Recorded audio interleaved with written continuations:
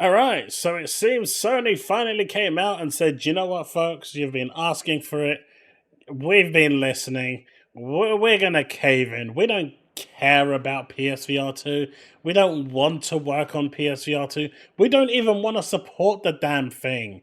But yeah, I guess if we don't do something right now, you paid $600, well, 500 and something bucks for it, like I did stupidly. And well, I guess you might be a bit upset that we're not really releasing anything for it. At least anything from our first party catalog. Everything we are releasing pretty much can be gotten and played in a better way on the Quest 3. So what we're going to do, they said, is we're going to listen to you, show how consumer friendly we are, and actually push this thing onto PC. And as you can see here, the PlayStation VR2 PC adapter launches August 7, letting players expand their game library with thousands of Steam VR titles. Now, obviously, Steam VR is what they want, right? They pretty much they're going PC. Everything that they're talking about, their whole vision, even though they say PlayStation first, it is pushing towards that Steam first. It is. There's no denying it. They are very slow, but they are pushing in that direction, and it's inevitable they're going to arrive at the same place eventually. But at least for the time being, as we saw in State of the Play, everything barring one game is going PC. So, wait a minute. Okay, never mind. But anyway, so we have this over here. Now, you'd think that this is cool, right? And clearly what they're doing here is trying to say Half-Life Alyx. Now you've got a bunch of ponies out there that are jumping for joy saying Half-Life Alyx is coming to PS5, and they're pretty much as... I really don't know what to say. I mean, you've got a PC here running Half-Life Alyx using a PSVR2 headset. How they actually connected those dots to say that this is coming to the PS5 is beyond me. But you know what isn't confounding me? The fact that right now you are clicking that like button, hitting that subscribe, hitting that notification bell so you can stay up to date of all content I release. And now back to the show. I know, right? What a dirty way to do a shameless plug. But we come to the actual blog here, and it actually gets worse, right? It actually gets worse. So you thought, you've paid 500 and something quid for this, and as a VR headset, it's actually pretty decent on the PS5. The fact that it needs a PS5 to run is a bit annoying, but, it's comfortable to wear. I'll say that. And I enjoyed the little time I had on it because, there's just not much to play on there that I haven't already played on my Meta Quest. But they say, when the PSVR2 launched last year, we were thrilled to introduce PS5 players to a new generation of VR games, with innovative gameplay and immersive sensory features inspired by our passion to bring gamers even more content options. We've been working to enable access to additional games on PC, complementing diverse PSVR2 games lineup available on PS5. Today, we're happy to share that we'll be rolling out this support on August the 7th. So they're saying the PSVR2, with all its features, is coming to PC. Let's see. Players will have access to buy and play Steam's expansive library of thousands of VR games, including fan favorites like Half-Life Alyx, Fallout 4 VR, and War Thunder. Now, they're clearly linking to the Steam library, right? So this isn't for a PlayStation, this is for PC. So if you're here looking for that win for PlayStation, you're not going to find it. To start, players will need to purchase a PlayStation VR2 PC adapter, which will be available for an estimated retail price of $60, €60, and £50 as select retailers were available. Now, why can't they just plug it in via USB-C and power it that way? Literally no reason why they can't do this. The Meta Quest works exactly like that. In fact, the Meta Quest can actually work wirelessly through Airlink, so it's even more convenient. But why am I having to spend £50 more? And just so you're aware, players will also need a commercially available DisplayPort sold separately. So if you actually don't have a DisplayPort adapter, you're going to have to go buy one of those cables as well with a DisplayPort 1.4 as well as Steam account and a PC that meets the system's minimum requirements. So you have to pay £50 for the adapter, which there's absolutely no reason why it needs this.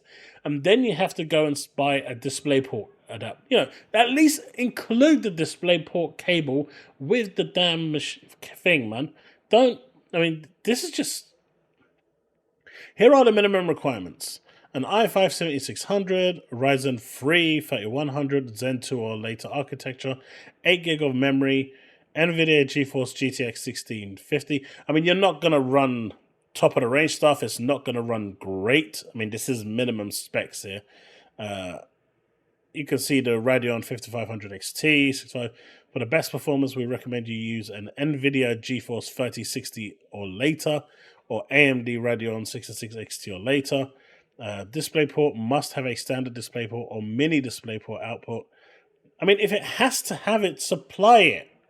You're paying 50 quid for a box that literally a USB-C port could do. I get if they said, look, if your PC doesn't have a USB-C port, you're going to need this adapter to make it work. I can get that. But it blows my mind. But it actually gets worse, right? They're saying setup is easy. Simply connect the PSVR2 to your PC using the VR2 PC adapter and DisplayPort cable. Then download the PSVR2 app and CVR app from Steam. Oh no! You have to download more PlayStation stuff onto your machine. This will allow you to set up a PSVR2 on your PC, customize the settings. Okay, either way, I think that's fine. It's just to set it up, right? I don't think there's going to be anything else to it. As with all PC gaming technology, performance may vary depending on your PC setup. Obviously, those minimum requirements, you're going to have a bad time. So feature differences with PSVR2 is where we want to be. And this is why, this is a massive L, right? This is the biggest L you can get. PSVR2 was designed from the ground up specifically for PS5. So you'll notice that some key features like HDR, headset feedback, eye tracking, adaptive triggers, and haptic feedback other than Rumble are not available. Basically, every single feature that's available on the PSVR headset 2 is basically disabled. And I have heard that the IVR, which is a kind of custom-made app, actually has these enabled, and that's a free app. Now, I don't know when that's actually coming out for PC. It's homebrew, and if it might be out already. But if true, Sony essentially deliberately disabled features just so you can't use it, to try and say, well, here you go, here's a watered down version, we'll take that $50 off you, suck it, bitches. This is wrong. This is wrong. I mean, it does have an OLED display, which is nice, and it has 4K visuals, 110-degree view, finger touch detection and see-through view, as well as a foveated rendering. I don't know where you stand on the foveated and I think it's piveated, I think they call it. A lot of people prefer the other version. I can't remember if it's called piveated or not, but a lot of people prefer that version because apparently it just works better. So, I remember reading a lot of people really, really not happy in the VR scene with the foveated rendering. While the most immersive way to experience PSVR2 gaming remains on PS5, this just starts to sound deliberate, right? We hope players will enjoy the ability to play an expanded lineup of VR games on PC using the same headset. So to me, this is like, hey, you can play those games on there, but if you want to get the full experience, you come and buy it on our console where we don't have those games. This is crazy. I mean, this is a huge L. There was no need for this to exist. Like, literally no reason for this to exist at all. There is no reason. You can't get... and people are... the diehard people that are championing Concord right now are now championing this and defending this. You can't do that, man. You just cannot defend this. You can't. I'm sorry. This is bad. This is just another way of Sony nickel and diming, and I just don't see it. Like, why would I... if I was a PC user, why would I buy this over a MetaQuest 3? A MetaQuest 3 is wireless. It's better. It can play games via Airlink. Maybe this is more comfortable because it's lighter. But at the end of the day, this needs to be plugged in with a wire. The Meta Quest 3 can be used anywhere. I just can't see the reason, unless you actually have a PSVR2 like I do. I literally cannot see any reason for anyone to support this rather than the Meta Quest 3, which is cheaper. It is cheaper. Why would you support this over that? It makes no sense, man. It makes no sense. This is just, I don't know. This is a massive, massive L, Sony. A lot of people wanted this. You finally decided to do something that was really friendly and you botched it up. You pretty much slapped him in the face as hard as you possibly could and said, take our scraps, you filthy swine. And well, I think you're going to figure out real quick that a lot of people just are not going to fall in line with this strategy that you've got, where your arrogance is just showing everywhere.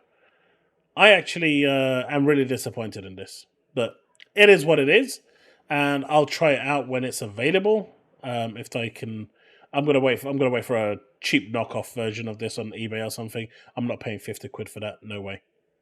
My Meta Quest 2 or 2 right now is perfectly fine for gaming on PC. I'm not paying 50 quid for that. No way. No way, folks. Anyway, you let me know what you think in the comment section below. This is just... I'm actually lost for words. I actually don't know what to say to this. This is bad. Anyway, let me know in the description below what you think. Let's have a discussion. Like, subscribe, hit that bell to step the devil content I release, and I'll see you in the next one.